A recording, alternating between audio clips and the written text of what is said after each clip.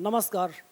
मैं Shivshankar Tiwari, Omkareshwar Saraswati Vidya Niketan inter college Jawahar Nagar, आप सबको आज कक्षा 9 हेतु हिंदी विषय का अध्यापन करने के लिए उपस्थित हुआ हूँ।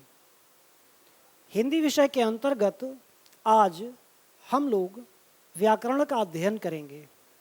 व्याकरण की भाषा के स्वरूप को स्थिर रखने में बड़ी भूमिका होती है।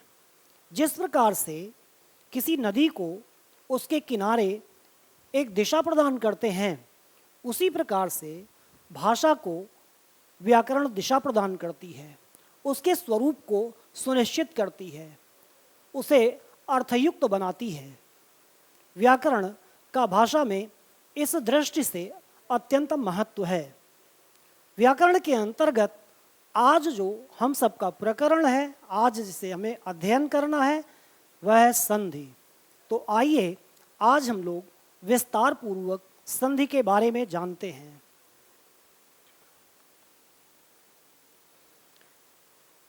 संधि का तात्पर्य दो शब्दों से के मिलने पर उनके निकटवर्ती वर्णों में होने वाले विकार को, परिवर्तन को संधि कहते हैं।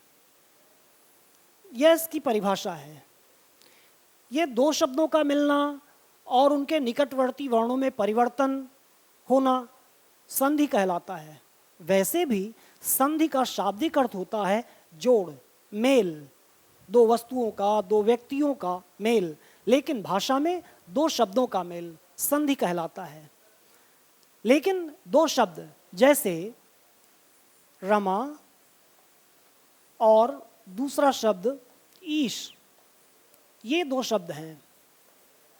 ये शब्द जब परस्पर मिलते हैं तो इनके निकटवर्ती वर्ण, ये निकटवर्ती वर्ण, इसका निकटवर्ती ये, इसका निकटवर्ती ये, इन दोनों वर्णों में कुछ परिवर्तन होने वाला है। यही परिवर्तन संधि कहा जाता है। परिवर्तन क्या होगा, आइए इसको हम समझते हैं। इस माँ के साथ एक स्वर लगा हुआ है आ, दीर्घ आ, और इस ईश शब्द के प्रारंभ में दीर्घ ई। ये दोनों स्वर वर्ण दीर्घ आ और दीर्घ ई जब परस्पर मिलेंगे तो इनका परिवर्तन ए के रूप में हो जाएगा। अब ये माँ जो है इस स्थिति में बचा। इसका स्वर जब हमने ले लिया तो ये माँ हलंत वाला बचा। ऐसे में अब इस हलंत को हम इस ए से समाप्त कर देंगे। ये ए स्वर हमने यहाँ ला करके इसके साथ जोड़ दिया। र इधर शेष बच रहा है, इसको यहाँ लिखते हैं, और शा यहाँ से इस बच रहा है ये। इस तरीके से ये दोनों शब्द रमा और ईश मिल करके रमेश बन गए। यहाँ पर दो स्वरों के बीच में जो विकार हुआ, जिसकी चर्चा हमने यहाँ पर की थी, इस विकार को, इस परिवर्तन को संधि कहते हैं। यह दोनों शब्द अब मिल करके रमेश बन गए। तात्पर्य क्या हुआ, दो शब्दों के मिलने में जो विकार या जो परिवर्तन हुआ उसे हम संधि कहेंगे।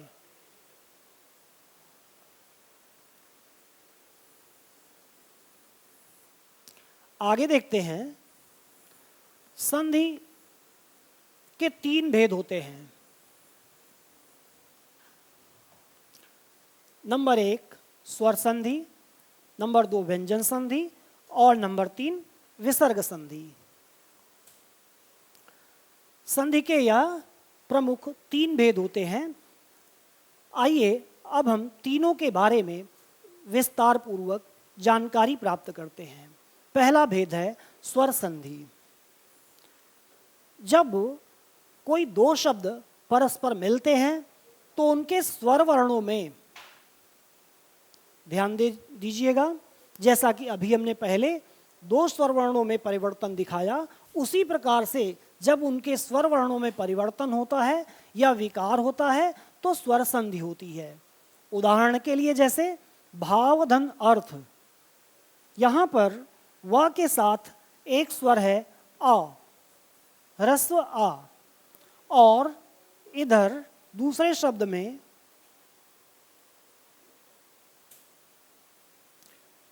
शब्द में इधर भी आ है, ह्रस्व आ और ह्रस्व आ।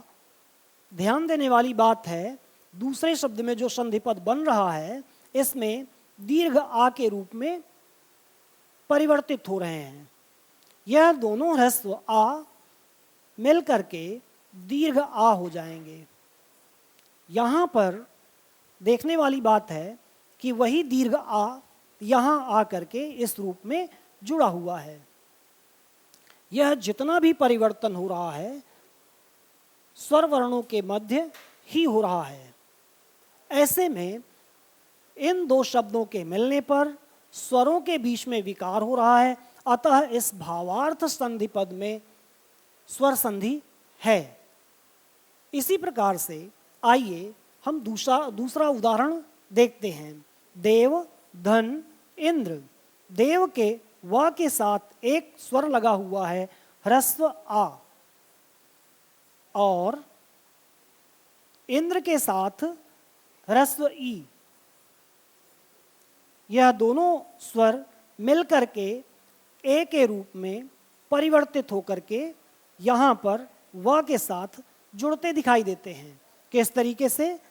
व के साथ अब जब आ हमने ले लिया तो अब हलंत बचेगा। ये इस ए को इस व के साथ हम जोड़ते हैं और इस हलंत को समाप्त करते हैं। संधि हो चुकी है, केवल हमें इधर द और इसमें ए का स्वर और ये देवेंद्र बन गया इस तरीके से। तात्पर्य यह हुआ कि जब दो शब्दों के मिलने पर उनके स्वरों में कोई विकार होता है या परिवर्तन होता है तो उसे हम स्वर संधि कहते हैं। आइए हम लोग संधि का दूसरा भेद व्यंजन संधि।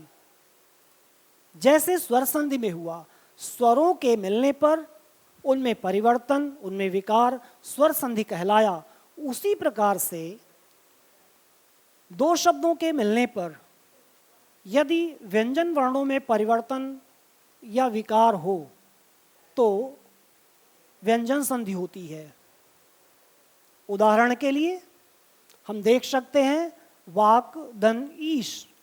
यहाँ पर एक वर्ण आया हुआ है क। क के बाद इधर स्वर है दीर्घ ई। बच्चों, आपने पिछली कक्षाओं में व्यंजन संधि पढ़ी होगी जिसमें तृतीय वर्ण का परिवर्तन का नियम या फिर झल संधि, जिसे कहीं कहीं जत्स्व संधि भी कहते हैं, उसके अनुसार इस का वर्ण का परिवर्तन अपने ही वर्ग के तृतीय वर्ण ग के रूप में हो जाएगा और यह दीर्घ ई स्वर आकर के इसी के साथ ग के साथ जुड़ जाएगी। ये हमने स्वर जोड़ दिया इसी के साथ। इधर वाक, वा शेष बचा और इधर श शेष बचा। इस प्रकार से ये शब्द बन गया वागीश। यहाँ पर व्यंजन वर्ण का परिवर्तन किसी अन्य व्यंजन वर्ण के रूप में हो रहा है, अतः यह एक व्यंजन संधि का उदाहरण कहा जाएगा। इसी प्रकार से दूसरा उदाहरण जो यहाँ पर दिया गया है उसके बारे में चर्चा करते हैं। जगत, धन, ईश। जगत का अंतिम वर्ण ता है। ता के बाद एक स्वर आया हुआ है ई। यहाँ पर भी तृतीय वर्ण के रूप में परिवर्तन का नियम लगेगा। ता का परिवर्तन अपने ही वर्ग के तृतीय वर्ण के रूप में हो जाएगा, दा के रूप में। ये ता का परिवर्तन दा के रूप में हो गया। अब इस ई स्वर को इस ईश्वर को इस दा के साथ हम जोड़ देते हैं। इधर जग बचा और इधर श बचा, बन गया ये जगदीश।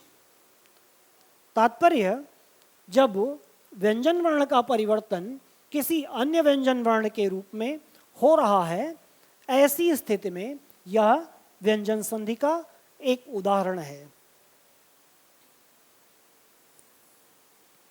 आइए संधि के तीसरे भेद विसर्ग संधि की चर्चा करते हैं। दो शब्दों के मिलने पर जब विसर्ग का परिवर्तन होता है तो विसर्ग संधि होती है। उदाहरण के लिए मनः धन बल, मनः के साथ विसर्ग लगा हुआ है, न के साथ विसर्ग लगा हुआ है और इधर ब, मनः बल, विसर्ग का ओ के रूप में परिवर्तन होकर के ये बन गया मनोबल। इस विसर्ग का परिवर्तन ओ के रूप में हुआ और मनोबल बन गया। ठीक इसी प्रकार से अंतः धन चेतना, इस विसर्ग का परिवर्तन पहले सवर्ण के रूप में होगा, फिर इष्टुत्व संधि के अनुसार, क्योंकि इसके बाद चवर्ण आ रहा है, चवर्ण आ रहा है, इष्टुत्व संधि के अनुसार इस सवर्ण का, दंती सवर्ण का परिवर्तन तालव्य के रूप में हो करके ये अंतश्चेतना बन जाएगा।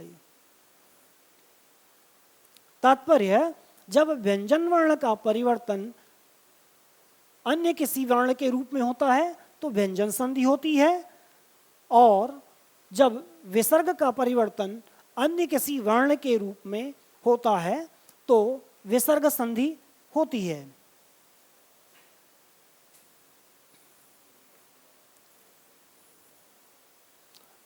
आइए अब हम लोग स्वर संधि के उपभेदों के बारे में जानते हैं। स्वर संधि के 5 उपभेद होते हैं।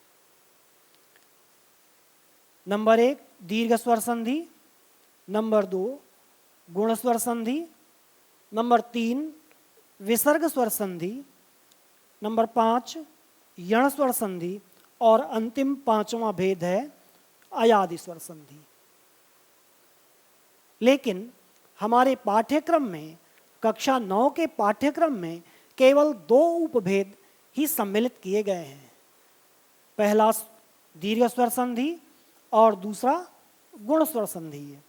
आइए हम लोग इन उपभेदों के बारे में विस्तार पूर्वक चर्चा करते हैं। दीर्घ स्वर संधि, इसका सूत्र वैसे हिंदी में उतना आवश्यक नहीं है, फिर भी जानकारी के लिए हम यहाँ पर उल्लिखित करते हैं। अकः सवर्णे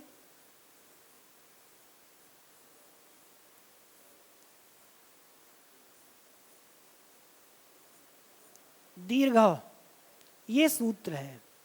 इस सूत्र में ही संधि का नियम बताया गया है। अकह का प्रत्याहार करेंगे तो अ, ई, उ, री और लरी, लेकिन हिंदी में उसे हम सम्मिलित नहीं करेंगे। सवर्ण का तात्पर्य होता है वही वर्ण।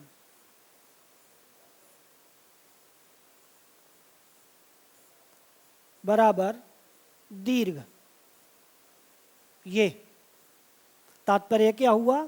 यदि अ, ई, उ, री के बाद वही वर्ण सवर्ण आ जाए तो उनका परिवर्तन दीर्घ के रूप में हो जाता है। यही दीर्घ स्वर संधि है। इसमें एक बात ध्यान देने वाली है, ये ह्रस्व या दीर्घ हो सकते हैं। ये ह्रस्व आ हो सकता है या दीर्घ आ भी हो सकता है। उसी प्रकार से यह दीर्घी हो सकती है, ह्रस्व ई भी हो सकती है, दीर्घ उ हो सकता है या ह्रस्व ऊ हो सकता है, उसी प्रकार से दीर्घ री हो सकती है या फिर ह्रस्व री हो सकती है। वही बात यहाँ पर भी लागू होगी। शर्त यह है कि दोनों सजातीय होने चाहिए, सवर्ण होने चाहिए।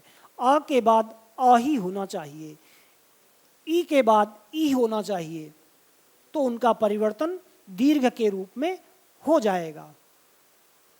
आइए अब हम इन उदाहरणों के माध्यम से देखते हैं क्या समान स्वरों का दीर्घ के रूप में परिवर्तन हो रहा है अथवा नहीं। भाव, धन, अर्थ।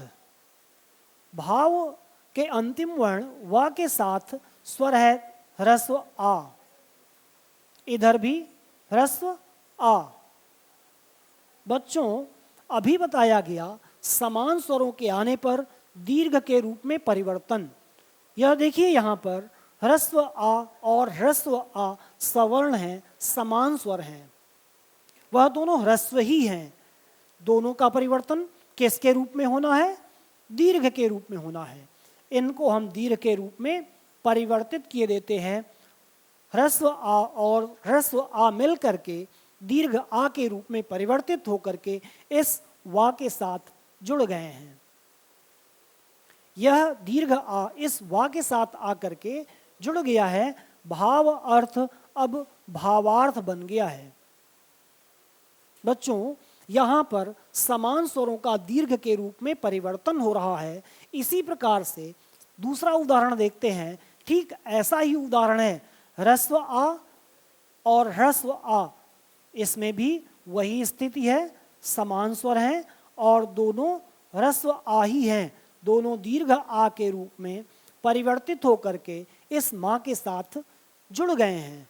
हो गया परमार्थ। यहाँ पर थोड़ा सा परिवर्तन किया गया है। इस उदाहरण में देव के व के साथ आ जुड़ा हुआ है और आलय में दीर्घ आया हुआ है। बच्चों, यहाँ पर दोनों सजाती हैं, बस अंतर इतना है कि एक ह्रस्व है और दूसरा दीर्घ है। हमने यहाँ पर वही बात कही थी, ह्रस्व या दीर्घ के भेद से यदि सजाती आते हैं तो उनका परिवर्तन दीर्घ के रूप में हो जाएगा। ये दोनों सजाती हैं ह्रस्व और दीर्घ के भेद से। इनका परिवर्तन दीर्घ आ के रूप में ही होना है। यह दीर्घ आ के रूप में परिवर्तित होकर के इस वा के साथ जुड़ गया। देवधन आलय शब्द बन गया अब देवालय। इसी प्रकार से यहाँ पर और थोड़ा सा अंतर करने का प्रयास किया गया है। देखिए यहाँ पर दीर्घ आ और इस आत्मा का पहला शब्द अक्षर दीर्घ आ है। दोनों मिलकर के दीर्घ आ के रूप में परिवर्तित होंगे। ह्रस्व और दीर्घ के भेद से समान स्वर आ रहे हैं। यहाँ पर संयोग यह है कि दोनों दीर्घ हैं, परिवर्तन दीर्घ के रूप में ही होना है। ऐसे में महात्मा शब्द महात्मा बन गया, महाआत्मा महात्मा बन गया।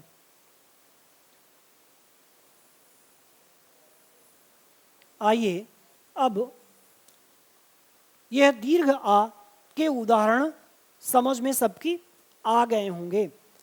कहने का तात्पर्य यह था, यदि ह्रस्व या दीर्घ आ के बाद ह्रस्व या दीर्घ आ आए, किसी के बाद इसके बाद ये हो सकता है, इसके बाद ये हो सकता है, इसके साथ ये हो सकता है अथवा इसके साथ ये हो सकता है, लेकिन परिवर्तन उनका दीर्घ आ के रूप में ही होना है।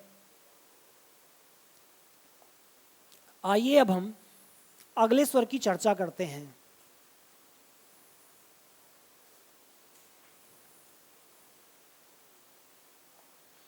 रवि धन इंद्र, ह्रस्व ई। यहां पर भी ह्रस्व ई, ह्रस्व ई और ह्रस्व ई।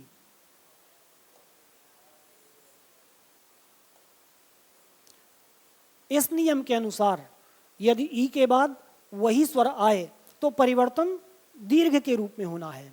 यह दोनों ह्रस्व स्वर हैं लेकिन सजातीय हैं। परिवर्तन इनका दोनों का दीर्घ ई के रूप में हो जाएगा और वही परिवर्तन यहाँ पर दीर्घ ई जोड़ दिया गया। यह रविधन इंद्र रवींद्र बन गया। इधर फिर से देखते हैं एक बार हम। यहाँ पर रवि के साथ अंतिम वर्ण में व के साथ स्वर लगा है ई, हमने ये लिया। यहाँ पर ई साफ साफ है, अकेला ई है, ये लिया। दोनों सजातीय हैं। इस नियम के अनुसार इन दोनों का परिवर्तन दीर्घ ई के रूप में होगा। यह दीर्घ ई वा के साथ ला करके हमने जोड़ी, यह बन गया शब्द रवींद्र। ठीक इसी प्रकार से यहाँ पर थोड़ा सा अंतर किया गया है, थोड़ा सा परिवर्तन करके समझाने का प्रयास किया गया है। आइए देखते हैं। कपि के प के साथ स्वर है ह्रस्व ई और ईश में पहला अक्षर दीर्घ ई है। ह्रस्व और दीर्घ के भेद से दोनों का परिवर्तन दीर्घ ई के रूप में होना है। यहाँ पर यह दीर्घ ई आकर के इसके साथ जुड़ गई। वैसे ही यहाँ पर रजनीश, रजनी का दीर्घ ई और यह दीर्घ ई दोनों सजातीय स्वर हैं। परिवर्तन दीर्घ ई के रूप में हो रहा है। ठीक वैसे ही ऊ का उदाहरण देखते हैं। लघुधन ऊर्मी, यहाँ पर ह्रस्व ऊ दोनों मिलकर के दीर्घ ऊ के रूप में परिवर्तित हो रहे हैं। ह्रस्व ऊ और ह्रस्व ऊ दोनों मिलकर के दीर्घ ऊ के में परिवर्तित होकर के वधूत्सव बन रहा है। तात्पर्य यह हुआ दीर्घ स्वर संधि में समान स्वरों के आने पर उनका दीर्घ के रूप में परिवर्तन हो जाता है। आइए, यह समझ में सबके आ गया होगा निश्चय ही। फिर से एक बार इसकी चर्चा कर लेते हैं। इसका सूत्र है अकह सवर्णे दीर्घा, यदि अ ई उ री के बाद वही स्वर आए तो उनका दीर्घ के रूप में परिवर्तन हो जाएगा। आइए दूसरी स्वर संधि जो हमारे पाठ्यक्रम में है उसकी चर्चा कर लेते हैं। आ के बाद यदि ई उ री आए तो उनका परिवर्तन क्रमशः ए ओ अर के रूप में हो जाता है। इसका सूत्र होता है आद गुणा। आद गुणा। नियम यहाँ पर संक्षिप्त में हम देखते हैं। यदि आ या आ के बाद ह्रस्व या दीर्घ आ के बाद यदि ई, ये ह्रस्व दीर्घ के भेद से उ या दीर्घ उ, री, आए तो इनका परिवर्तन ए, आ के बाद ई आए तो परिवर्तन ए के रूप में होना है। यदि आया आ के बाद उ या उ आए, ह्रस्व या दीर्घ उ आए तो परिवर्तन ओ के रूप में होना है। और यदि ह्रस्व या दीर्घ आ के बाद री आती है तो अर के रूप में परिवर्तन हो जाता है। यह है इसका संक्षिप्त नियम। भाषा में बोलेंगे हम, यदि आया आ के बाद ई उ री आए तो परिवर्तन ए ओ अर के रूप में हो जाता है। आइए अब हम इन उदाहरणों को देखते हैं, क्या इस नियम के अनुसार यह सही है अथवा नहीं। यहाँ पर व के साथ एक स्वर है ई, व के साथ एक स्वर लगा हुआ है यहाँ पर अ, और यहाँ दूसरी तरफ ई। इस नियम के अनुसार यदि आ के बाद ई आती है तो परिवर्तन ए के रूप में होता है। इन दोनों का परिवर्तन ए के रूप में हो जाएगा। इनको गुण के स्वर कहा भी जाता है। ए और ओ को स्वरों की उत्पत्ति अध्याय में आपने यह पूर्वी कक्षाओं में अध्ययन किया होगा। तो ये ए के रूप में परिवर्तन हुआ, वही ए इस वा के साथ जोड़ दिया गया। ठीक इसी प्रकार से ना के साथ ध्यान देने वाली बात है, अस्वर आया हुआ है, इधर दीर्घ ई है। बस अंतर इतना है, यहाँ पर ह्रस्व ई थी, यहाँ पर दीर्घ ई है। अ के बाद दीर्घ ही आई, लेकिन परिवर्तन ए के रूप में होकर के यह न के साथ जुड़ रहा है। यहाँ पर एक और थोड़ा सा प्रयास किया गया। दीर्घ आ के बाद दीर्घ ई, दीर्घ आ के बाद दीर्घ ई आ रही है, परिवर्तन ए के रूप में होकर के इस हा के साथ ये जुड़ा। यह उदाहरण वा के साथ आ के बाद उ आया हुआ है। यदि आ के बाद उ आता है तो परिवर्तन किसके रूप में होना है? ओ के रूप में होना है। और यह ओसर इस व के साथ दिखाई दे रहा है।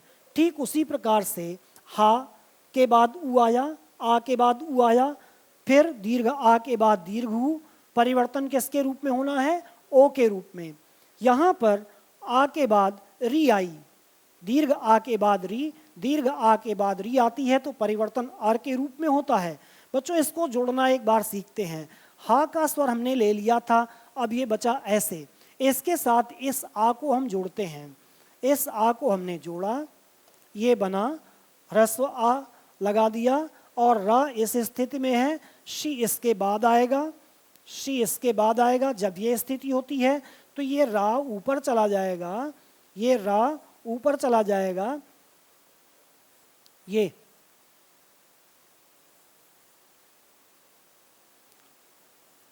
और ये महर्षि बन जाएगा। ठीक वैसे ही देवधन ऋषि देवर्षि हो जाएगा।